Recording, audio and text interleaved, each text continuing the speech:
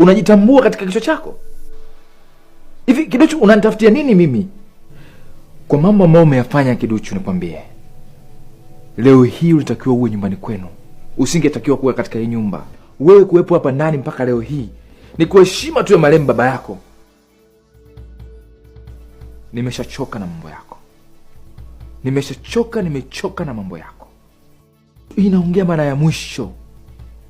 Endapo jambo kama hili au lingine likijirudia, huo ndo utakuwa mwisho wa wewe kuwepo ndani ya nyumba. Sitojali mama yako chozi lake alilolitoa. Nitakuwa nimechoka Kiduchu. Naomba uondoke sasa hivi. Right now, get out. I say get out Kiduchu. Bali cast kindunga. Hivi Kiduchu ana nini huyu? Mbona anataka kunitafutia mimi kesi? Kitandani kwangu, like serious. This is too much Kiduchu. This is too much.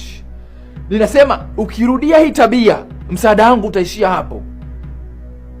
Au kanavuta bangi hapa? Mtu mwenye akili timamu kweli unakuja kulala unasema umepitiwa na usingizi? Vyumba vyote humu ndani unalala kwangu? Kiduchu, hii ni mara ya mwisho nimeongea.